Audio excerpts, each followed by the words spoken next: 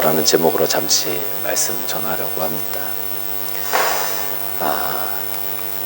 오늘 말씀을 보면 2절에 삭개오라 이름하는 자가 있다라고 이렇게 기록하고 있어요. 이 삭개오라고 하는 말은 제키오스라는 헬라어에서 온 단어인데 그 의미는 의로운 사람, 또 청결한 사람, 이런 의미의 뜻이에요. 삭개오가 원래는. 그런데 우리는 삭개오를 생각하면 의로운 사람이다, 청결한 사람이다라는 이미지가 떠오르나요? 전혀 부합되지 않는 이름인 것 같아요. 그런데 그의 이름의 뜻은 그랬습니다.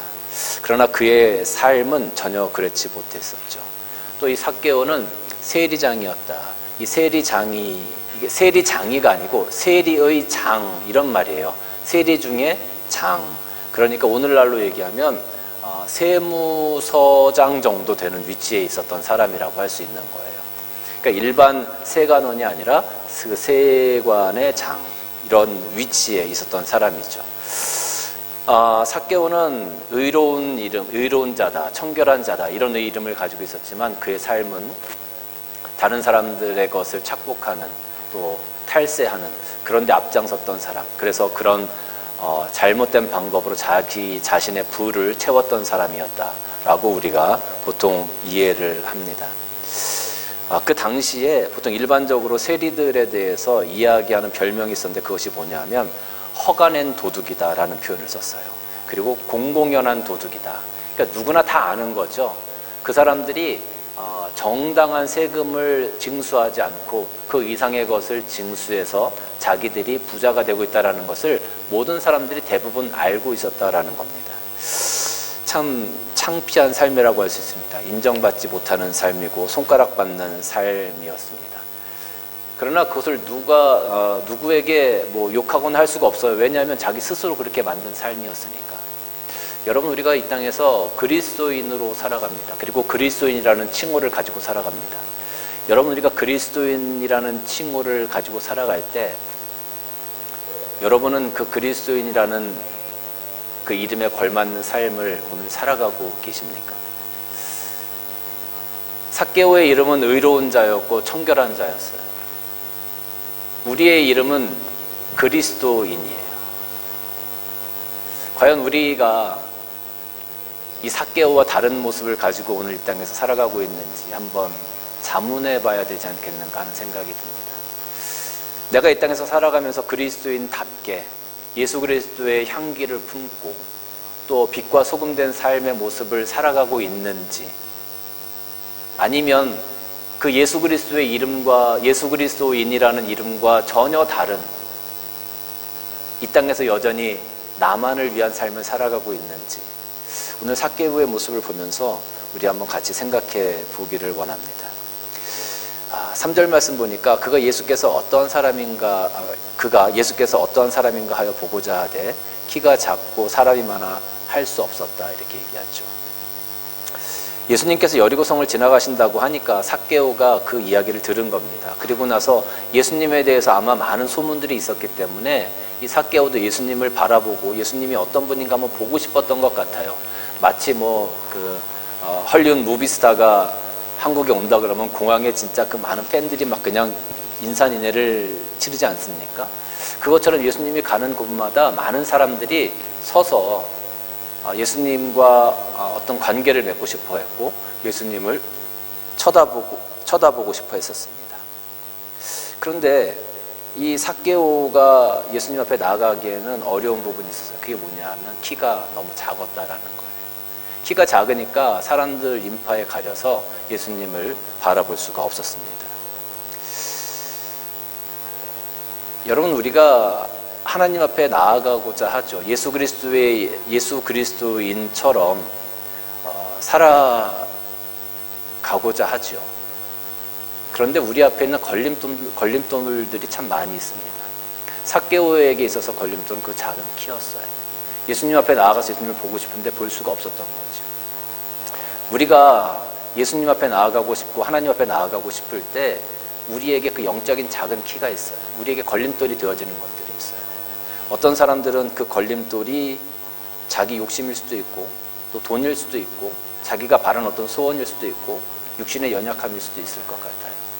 아니면 사업체가 될 수도 있을 것 같고. 우리가 하나님 앞에 나아가고자 할 때 그것을 나아가지 못하게 하는 작은 키가 우리 안에 있다면 우리는 그것을 어떻게 해야 될까요? 어떻게 우리가 그것을 극복해 나가야 할까요? 정말로 하나님 앞에 나아가고 싶은 마음은 있는데 내 상황이 또 내 마음이 내 여건이 또 내가 처한 이런 모든 것들이 허락되질 않아. 참 어려운 상황이죠.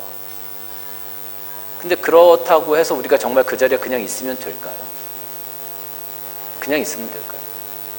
그냥 있으면 우리는 절대로 예수님 앞에 나아갈 수 없는 존재들로 그냥 그 자리에 서 있는 겁니다. 제가 그 어떤 상담 프로그램을 봤는데 거기 알코올 중독자가 나왔어요. 알코올 중독자가 상담을 하는데 그 상담하는 선생님이 이렇게 얘기하는 거예요. 당신이 술을 계속 먹으면 이젠 죽습니다. 의사 선생님도 당신이 술을 계속 먹으면 죽는다고 이야기했죠. 그러니까 그렇다는 거예요. 술을 먹으면 안 되는 사람. 그러면 술을 끊으려면 어떻게 해야 되겠습니까? 그러니까 그 사람이 대답하는 거예요. 술이 없는 곳으로 가야죠. 술이 없는 곳으로 가야죠. 이게 정답이에요. 그럼 술이 없는 곳이 어디예요? 그랬더니 이 사람이 곰곰이 생각을 해보더니 뒷산에 가면 조그만 암자가 하나 있는데 자기는 거기 가면 좀 마음이 편하다는 거예요. 아마 뭐 불교 신자였었던 것 같아요. 그러니까 이 상담하시는 분이 하는 얘기가 뭐냐면 만약에 술 생각이 나면 당신은 그 암자로 뒷산으로 올라가야 됩니다. 비가 와도 올라가십시오. 눈이 와도 올라가십시오. 새벽에 술 생각이 나더라도 새벽에 올라가십시오.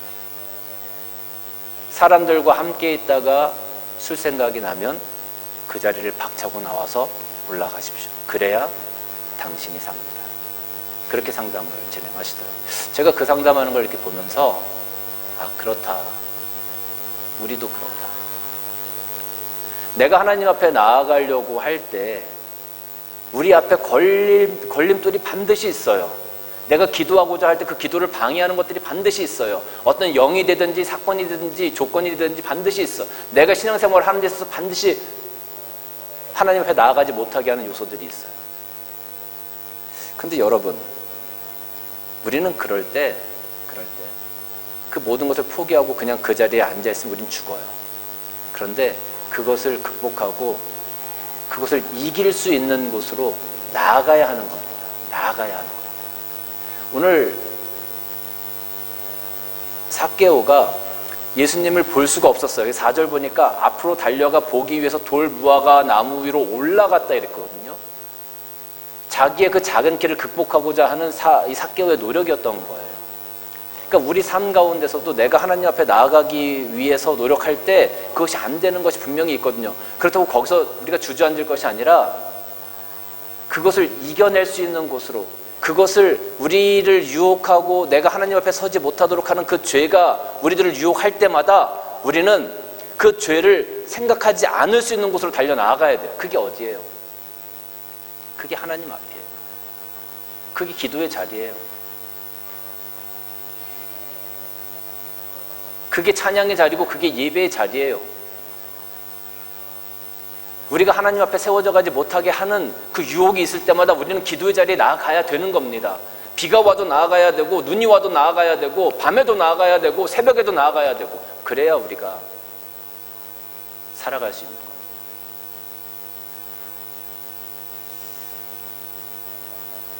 근데 우리는 지금 그렇게 하지 못하죠.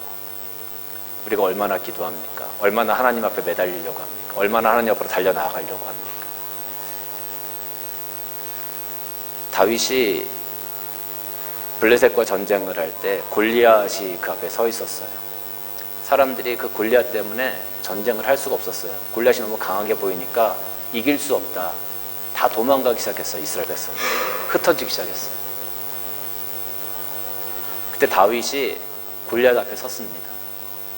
그리고 골리앗에게 이렇게 얘기하죠. 너는 칼과 단창으로 내게 나오나 나는 만군의 여호와 이스라엘 하나님의 이름으로 내게 가노라. 그리고 물맷돌을 돌려서 던진 거예요. 그때 그 골리앗이 무너진 겁니다. 여러분, 우리 앞에 골리앗과 같은 그런 어려운 문제들이 분명히 있을 수 있습니다. 때로는 그런 유혹이 우리 가운데 있어서 우리를 옴짝달싹 못하게 할 수 있어요. 그때 우리가 가야 될 장소가 어디입니까? 그때 우리가 의지해야 될 대상이 누굽니까? 바로 하나님이 계신 그곳, 바로 하나님의 손을 붙잡아야 되는 것. 그 노력이 바로 오늘 돌 무화과 나무에 올라간 삭개오의 노력이었다라는 거예요. 사랑하는 성도 여러분, 하나님이 있는 곳에 머무십시오. 하나님께서 기뻐하시는 기도의 자리에 머무십시오. 그 예배의 자리에 머무십시오.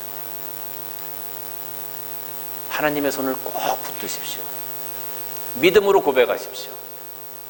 그것이 우리가 사는 길입니다. 그것이 우리가 이 땅에서 하나님을 의지하고 하나님의 백성으로 살아갈 수 있는 유일한 길이기 때문에 그렇습니다.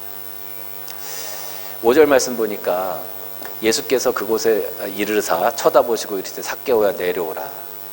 내려오라. 삭개오를 부르셨어요. 삭개오를 부르셨어요. 그러니까 삭개오가 지금까지 누구도 자기에게 그렇게 따뜻하게 불러준 이름이 없었던 것 같아. 누구도 우리 집에 와본 적이 없는 것 같아. 누구도 나를 친구로 생각해 준 적이 없는 것 같아. 누구도 나를 반겨준 사람이 없는 것 같아. 그런데 예수님께서 삭개오를 찾아오셔서 삭개오 이름을 불러주신 거예요. 여러분, 구원이라고 하는 것은 내가 무엇을 하고 내가 아무리 잘나고 내가 아무리 많은 것들을 하고 봉사를 하고 헌신을 하고 의를 세운다 해서 되는 것이 아니에요. 구원의 단면적인 모습을 아주 명쾌한 방법을 오늘 이 5절이 보여주고 있어요. 구원은 하나님께서 우리의 이름을 불러주실 때, 하나님께서 우리를 찾아와 주실 때 이루어지는 거예요.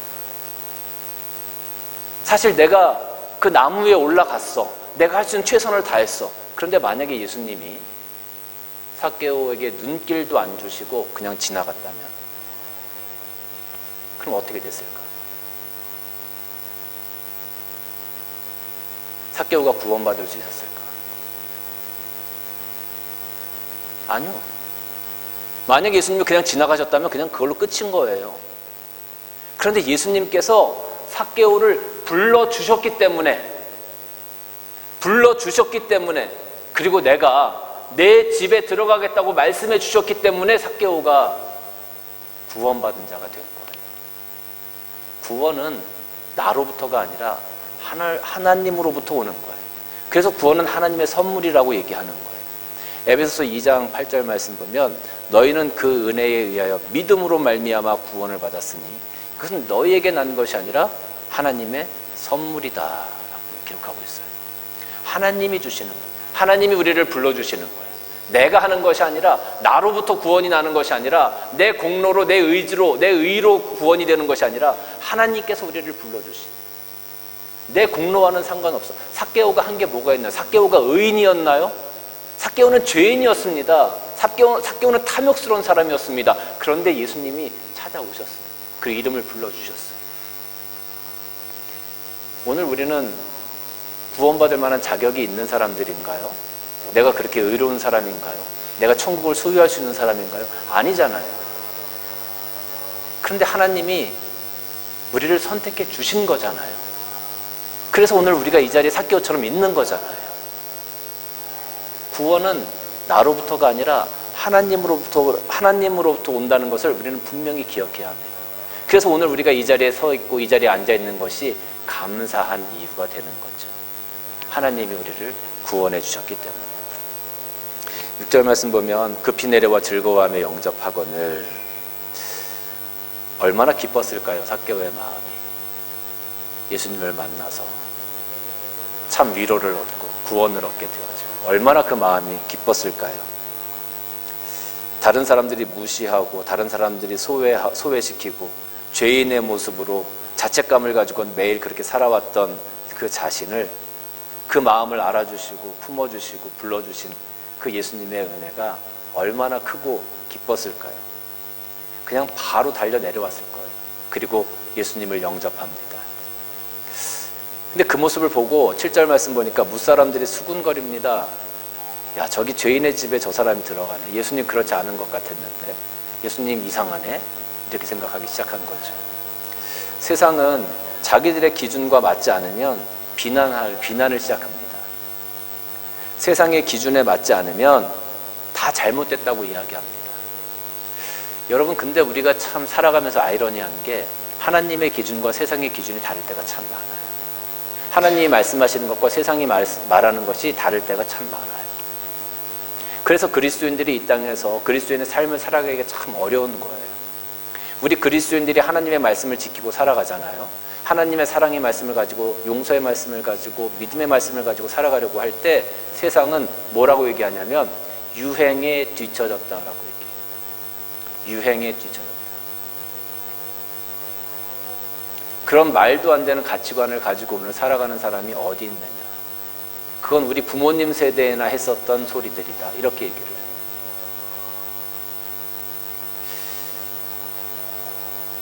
그러니까 우리가 이 땅에서 살아가는 게 너무 힘들어요. 세상이 자신을 따라오라고 얘기하고 이것이 유행이야 라고 제시할 때 그 가치관을 따라가지 않으면, 그 생각을 우리가 품지 않으면 세상은 우리를 유행에 뒤처진 사람으로 퇴물 취급을 해버린다는 거죠. 그리고 자기의 것을 지키지 않으면 범법자로 만들어요. 참 어려운 세상 가운데 우리가 살아가고 있습니다. 그럼에도 불구하고 우리는 여러분들이 그리스도인이라 불리는 사람들이라고 한다면 우리가 세상을 따라가야 되겠습니까? 하나님을 따라가야 되겠습니까? 당연히 답은 정해져 있습니다.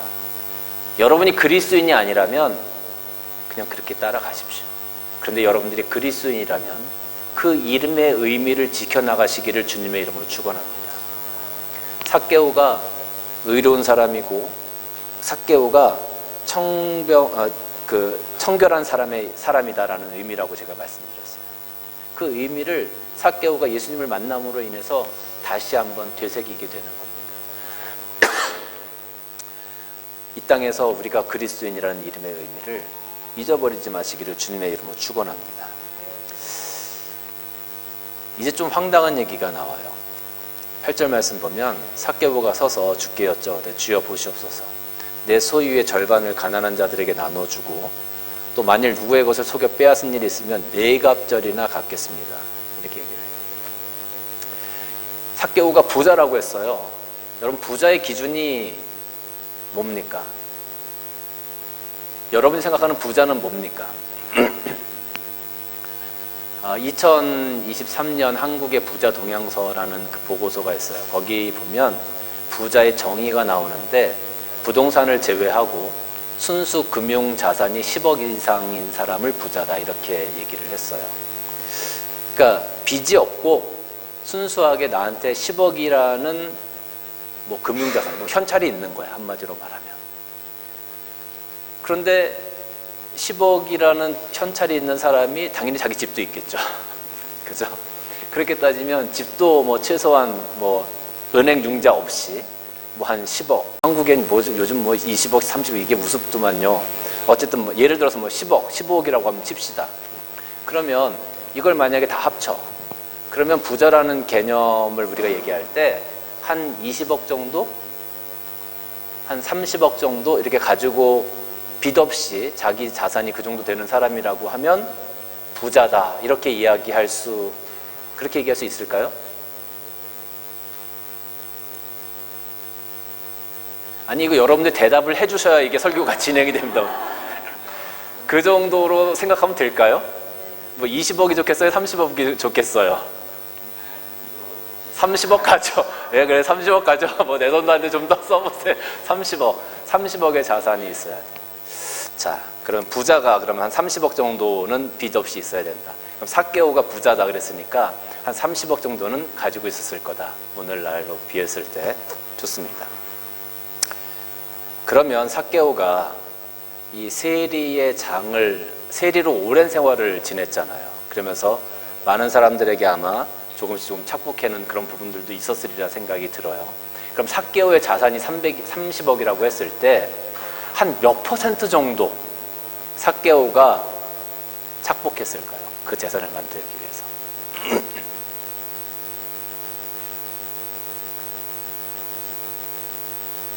20억이요? 20억이면은 몇 퍼센트야? 우리 20억이면 거의 한 6, 70% 이상 되는 건데, 삭개오가 하늘에서 만약에 이걸 보고 있으면, 야, 우리 사회등불경단으로 나를 완전히 쓰레기를 만드는구나. 그럴 수도 있을 것 같아. 뭐 좋아요. 뭐 어쨌든 그러면 한 70% 정도 된다고 생각을 하시는 거죠. 다른 분들은 어떠세요? 한 몇 퍼센트 정도나 그가 착복했을까요? 조금만 봐줍시다. 네? 10억? 10억 정도면 한 30% 정도? 30% 정도 착복했을 거다. 한 30억 정도를 만듦에 있어서 그가.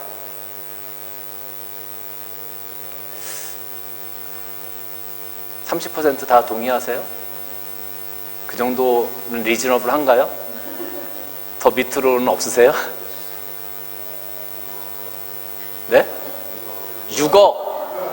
30억 중에서 6억이면 20% 정도?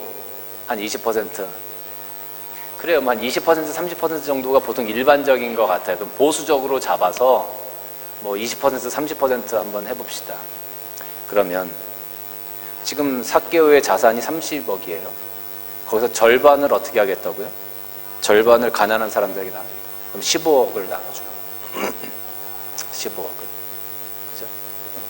그리고 아까 30%라고 하셨으면 거의 10억 가까운 돈이네요. 그죠?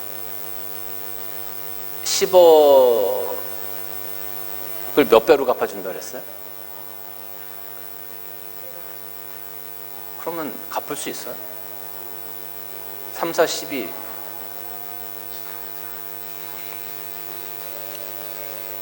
20%만 해도 6억인데 6, 4, 24. 15억밖에 안 남는데 24억을 갚아줘야 돼요. 말이 안 되죠. 계산이 안 돼요. 제가 계산을 해보니까 한 12% 정도 착복했다고 하면 다 나눠주는 거예요. 근데 12, 3%보단 더 했겠죠. 더 했겠죠. 보수적으로 잡아도 한 20% 정도라고 저도 생각이 들어요. 그러면 삭개오는 자기가 가지고 있는 걸 다, 재산을 다 나눠준다는 겁니다. 그래서 이게 말이 안 되는 얘기라는 거예요. 그래서 이게 황당한 소리라는 거예요, 제가. 여러분 예수님 만난 다음에 그렇게 할 수 있어요? 그렇게 할 수 있어요? 못하겠죠. 우리가 삭개오 얘기 들으면서 그럼 그랬지 그렇게 넘어갔지만 실질적으로 계산을 한번 해보니까 이건 엄청난 얘기더라고요. 삭개오가 하나님과의 관계가 회복되었어요. 하나님과의 관계가 예수님 그리스도를 만남으로 인해서 하나님과의 관계가 회복되었어요. 그러면 하나님과의 관계가 회복됐으니까 내가 하나님으로부터 지금까지 죄 지은 거 용서받았으니까 나 회개했으니까 끝. 할 수 있어요, 없어요?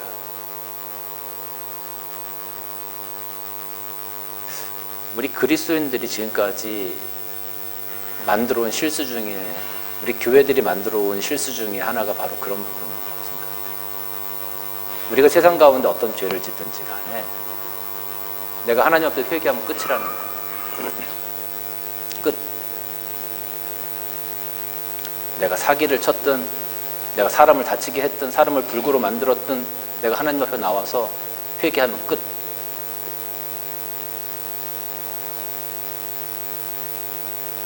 근데 뒤집어서 생각하면 만약에 불구가 된 사람이 있어요. 그 사람 평생토록 억울함과 아픔 가운데 살아가야 되는데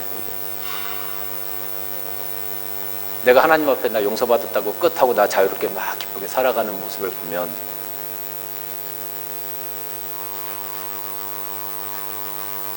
이게 맞는 계산법인가요?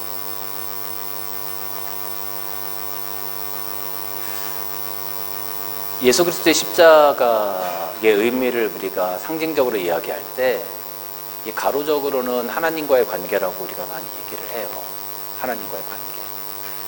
상하, 하나님과의 관계. 그리고 수직적인 관계는 이웃과의 관계라고 많이 얘기를 해요. 이웃과의 관계.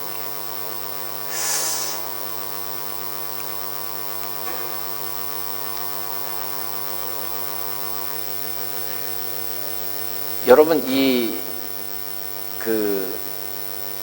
우리가 이 땅에서 살아가면서 내가 만약에 어떤 잘못을 하든지 죄를 저었을 때 하나님께 우리가 회개하는 것이 우선입니다. 맞습니다. 그러고 난 다음에는 그 잘못에 대해서 내 이웃들에게 용서를 빌고 그 관계를 회복시켜 나가는 것이 진정한 회개의 마침표다라고 할 수 있는 거예요. 근데 대부분의 기독교인들이 그렇게 하지 않죠. 왜?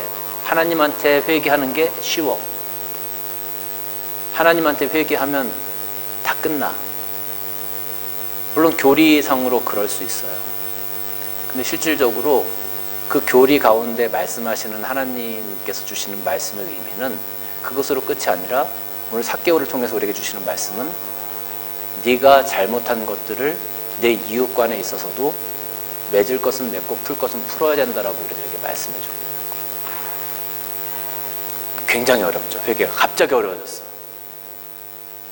회개가 하나님한테 하나님 잘못했어요 교회 나와서 얘기하고 끝인 줄 알았는데 그 이후에 우리가 해야 될 것들이 있으니까 회개가 갑자기 어려워졌죠.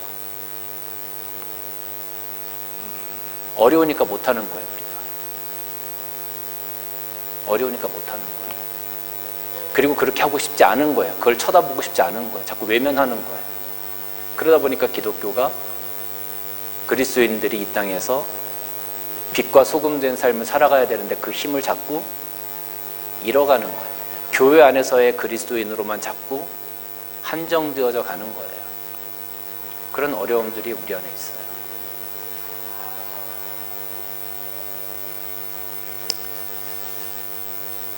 마태복음 3장 말씀 보면 세례 요한이 바리새인들에게 얘기하는 거예요. 요한이 많은 바리새인들과 사두개인들이 세례 베푸는데 오는 것을 보고 이르되 독사의 자식들아 누가 너희를 가르쳐 임박한 진노를 피하라 하느냐. 그러므로 회개에 합당한 무엇을 맺으라? 열매를 맺으라. 회개에 합당한 열매를 맺으라. 회개하는 건 좋아요. 회개를 하고 나서 거기 합당한 열매를 맺으라. 이 열매가 뭘까요? 이 열매가 우리 삶 가운데 내 이웃과 형제들에게 풀어야 될 것을 풀고 맺어야 될 것을 맺는 것이에요.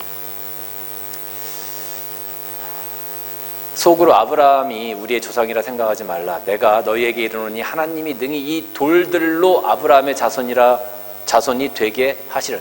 이 돌들로도 아브라함의 자손이 되게 하시리라.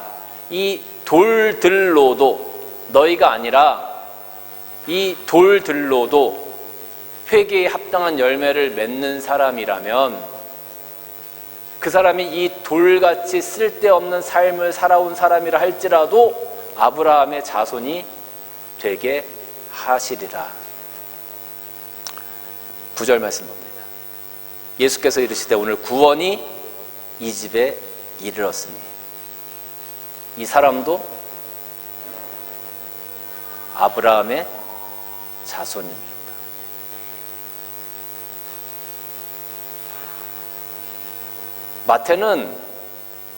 마태의 삶은 인정받지 못한 삶이었습니다. 마태의 삶은 어떻게 보면 쓰레기와 같은 삶이었습니다. 마태의 삶은 손가락질 받아 마땅한 삶이었고 범죄자의 삶이었고 죄인의 삶이었고 정말로 그 돌과 같은 삶이었어요. 아무짝에도 쓸모없는 그 돌과 같은 삶이었어요.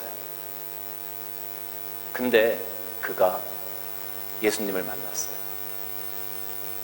그리고 하나님 앞에 회개하기 시작했어요. 그 안에 구원의 심령이 임하니까 하나님 앞에 회개하고 하나님의 관계가 회복되어지고 이웃들과의 관계를 회복하기 시작했어요. 그 돌멩이와 같았던 삶이 오늘 9절 말씀 보니까 예수님께서 선언해 주시지요. 오늘 구원이 이 집에 이르렀으니 이 사람도 아브라함의 자손이미로다. 사랑하는 성도 여러분, 여러분들은 아브라함의 자손입니까? 영적 아브라함의 자손입니까? 우리는 육신적으로는 아니지만 영적인 아브라함의 자손입니까? 여러분들은 그리스도인입니까?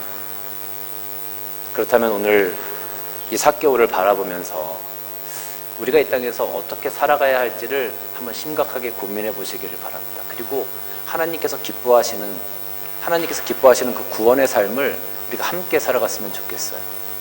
우리 마태복음 22장 37절부터 말씀인데 같이 한번 읽어보도록 하겠습니다. 시작. 예수께서 이르시되 내 마음을 다하고 목숨을 다하고 뜻을 다하여 주 너희 하나님을 사랑하라 하셨으니 이것이 크고 첫째 되는 계명이요 둘째도 그와 같으니 내 이웃을 내 자신같이 사랑하라 하셨으니 이 두 계명이 온 율법과 선지자의 강령이요. 하나님을 사랑하는 것, 그리고 내 이웃을 내 몸과 같이 사랑하는 것, 이것이 항상 동전의 양면처럼 우리 삶 가운데 같이 따라와야 돼요. 회개도 마찬가지입니다. 하나님을 향한 회개와 내 심령에 관한 회개와 내 현실적인 회개도 함께 따라와야만 그것이 온전한 모습으로 하나님 앞에 기쁨으로 드려질 수 있는 아브라함의 자손의 삶을 살아가는 삶이라고 할 수 있습니다. 오늘 삭개오는 아브라함의 자손으로 돌과 같은 그 삶에서 거듭나게 되었습니다. 이제 우리도 그리스도인이라는 이름에 걸맞는 삶으로 함께 살아가시는 여러분들이 다 되어주시기를 주님의 이름으로 축원합니다.